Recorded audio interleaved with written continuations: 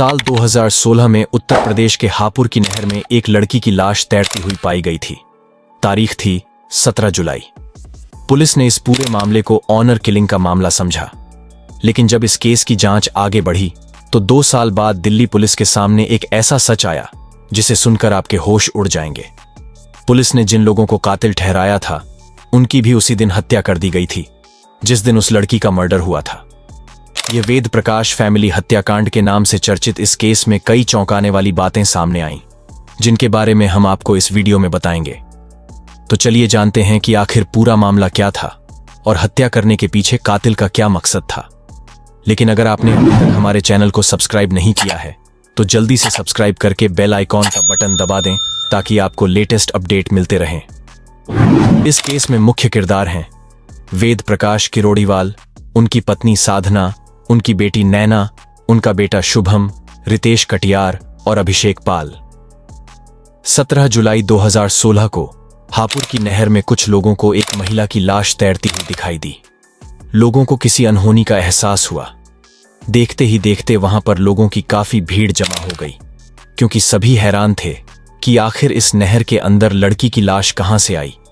इसलिए इलाके के रहने वाले लोगों ने फौरन पुलिस को सूचित किया। खबर मिलते ही पुलिस घटनास्थल पर तुरंत पहुंच गई। फिर पुलिस ने नहर से लाश को बाहर निकाला। वहीं पास में ही एक सेंट्रो गाड़ी खड़ी थी, जिससे पुलिस ने यह अंदाज लगाया कि लाश को इस गाड़ी में लाया गया था। इसलिए पुलिस ने गाड़ी की छानबीन भी शुरू कर दी। गाड़ी के नंबर से पता चला कि यह दिल्ली के वजीराबाद इलाके में रहने वाले वेद प्रकाश किरोड़ीवाल की है। लेकिन जब पुलिस नॉर्थ दिल्ली के वजीराबाद में पहुंची तो वहां महिला के माता पिता और भाई घर पर नहीं थे। घर पर ताला लगा हुआ था। पुलिस ने आस पड़ोस के लोगों से पूछा तो किसी को भी इस बारे में कोई जानकारी नहीं थी कि पूरा परिवार आखिर कहां गया। लड़की की पहचान नैना किरोड़ीवाल के रूप में हुई, जो लगभग 21 साल की थी और दिल्ली विश्वविद्यालय में पढ़ती थी। पुलिस ने इस केस को इस नजरिए से देखा कि नैना का किसी लड़के के साथ अफेयर होगा और उसके घर वाले उसके खिलाफ होंगे। इसलिए समाज में अपनी इज्जत बचाने के लिए लड़की के माँ बाप और भाई ने मिलकर उसकी हत्या कर दी। पुलिस ने इस मामले की जो भी तफसील दी उसमें पुलिस को ज्यादा कुछ मिला नहीं। पूरा परिवार गायब था। इसलिए जब पुलिस ने इस केस की रिपोर्ट कोर्ट में दायर की तो इसे ऑनर किलिंग का मामला बताया। कोर्ट में कहा गया कि लड़की के घर वाले उसकी हत्या करने के बाद फरार हो गए हैं। पुलिस की रिपोर्ट और सभी बिंदुओं को सुनने के बाद कोर्ट ने नैना के सभी परिवार के सदस्यों को भगोड़ा घोषित कर दिया। ऐसा लग रहा था कि जैसे यह केस पूरी तरह से ऑनर किलिंग का था और अब खत्म हो गया है। जब पुलिस ने इस मामले को ऑनर किलिंग का बताकर बंद कर दिया तो उस वक्त हथियारों की खुशी का कोई ठिकाना नहीं था, क्योंकि 4 लोगों को मौत के घाट उतारने के बाद भी वे ऐशो आराम की जिंदगी जी रहे थे। लेकिन चाहे अपराधी कितना भी शातिर क्यों ना हो, वह कभी ना कभी पकड़ा जाता है। ऐसा ही कुछ इस हत्याकांड में भी हुआ। फिर 2 साल बाद दिल्ली की क्राइम ब्रांच ने नैना की हत्या को लेकर एक ऐसा सनसनीखेज खुलासा किया जिसने पूरे सिस्टम को हिलाकर रख दिया। दिल्ली की क्राइम पुलिस ने यह दावा किया था कि नैना का परिवार भाग नहीं गया है, बल्कि परिवार के 4 सदस्यों की हत्या कर दी गई है। दरअसल दिल्ली क्राइम पुलिस को एक दिन से जुड़ा हुआ ऐसा राज पता चला जिसने पूरे मामले को पलट कर रख दिया। जांच के दौरान पुलिस को जो बातें पता चलीं वो बहुत ही चौंकाने वाली थीं। हत्या के 2 साल बाद सिर्फ एक सुराग ने सारी बाजी पलट कर रख दी और उसी वजह से कातिलों का भंडाफोड़ हो सका। अब आप जरूर यह सोच रहे होंगे कि मर्डर के 2 साल बाद दिल्ली क्राइम पुलिस को आखिर कौन सा राज पता चला जिससे पुलिस कातिल तक पहुंच सकी। दोस्तों, शुरुआत में हमने आपको बताया था कि इस कहानी में महत्वपूर्ण किरदार थे अभिषेक और रितेश के अलावा 2 नाम और सामने आए। इस केस में मनोज भावाला और सोनू।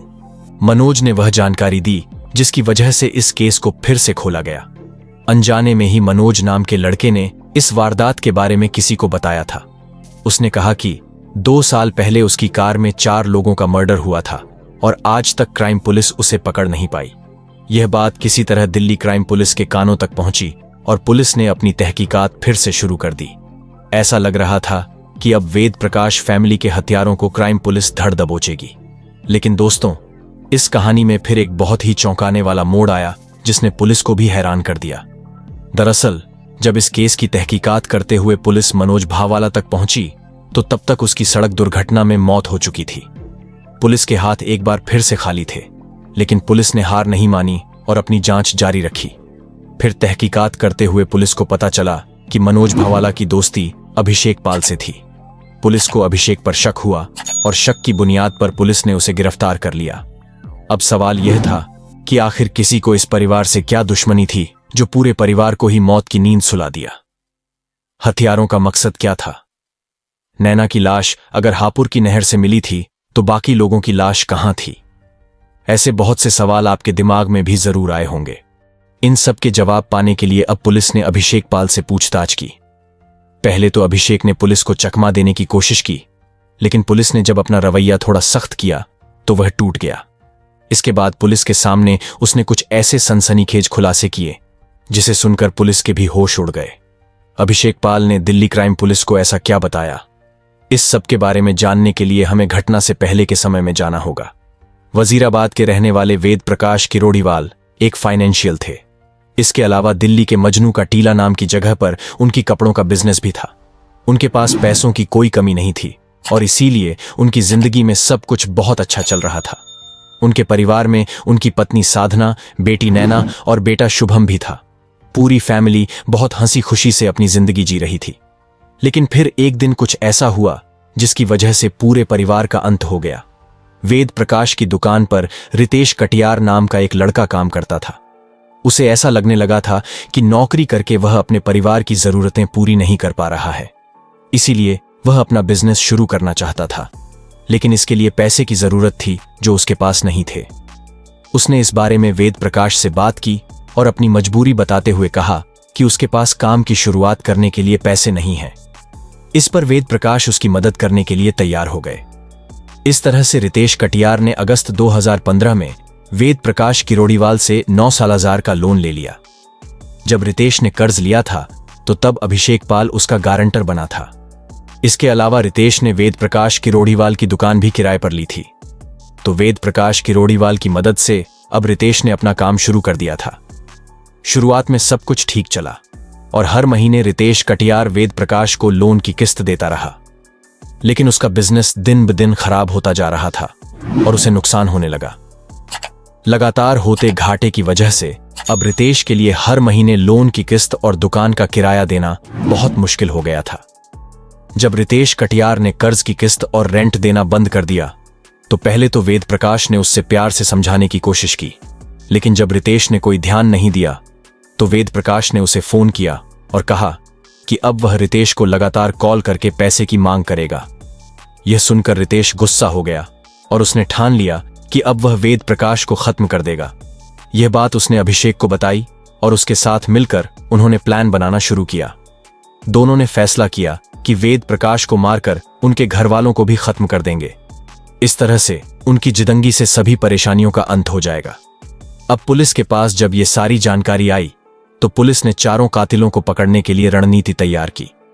17 जुलाई 2016 को रितेश और अभिषेक ने वजीराबाद जाकर पहले वेद प्रकाश को धोखे से बुलाया। उन्होंने कहा कि उन्हें नैना का कुछ काम है। जब वेद प्रकाश वहां पहुंचे तो पहले से ही दोनों ने प्लान बना रखा था। उन्होंने न सिर्फ वेद प्रकाश को मार डाला बल्कि उसके साथ साथ उनकी पत्नी साधना, बेटा शुभम और बेटी नैना को भी मारने का फैसला किया। इसके बाद चारों ने मिलकर पूरा प्लान बनाया। नैना की हत्या की गई लाश को हापुड़ की नहर में फेंक दिया गया था। इसके अलावा वेद प्रकाश, साधना और शुभम की लाश को अलग जगह पर फेंका गया। इसके बाद रितेश और अभिषेक की योजना थी कि वे पूरे परिवार के मर्डर के बाद खुद को भी मार लेंगे ताकि उनके कातिलाना मंसूबों का पता किसी को न चले। लेकिन उनकी योजना कामयाब नहीं हुई। सभी की गिरफ्तारियों के बाद 2018 में मामला कोर्ट में गया, जहां न्यायालय ने चारों हत्यारों को दोषी ठहराया। इसके बाद पूरे हापुड़ में इस मामले की चर्चा होने लगी। पुलिस के लिए यह एक बड़ी कामयाबी थी कि उसने ऑनर किलिंग के मामले में जब एक बार फिर से पड़ताल की तो एक नया मोड़ आ गया। इस केस की पूरी पड़ताल में यह बात साबित हो गई कि 4 लोगों का मर्डर करने के बाद हत्यारों को इस बात का कोई डर नहीं था कि उनके साथ क्या होगा। लेकिन आखिरकार उनकी धूर्तता को पकड़ लिया गया और उन्हें सजा दिलाई गई। इस केस ने यह साबित किया कि कभी कभी वह इंसान जो अपने पैसों को ही सबसे बड़ा समझता है, वह किसी की जान लेने में भी संकोच नहीं करता। इसी तरह की और भी सच की कहानी के लिए हमारे चैनल पर जुड़े रहें।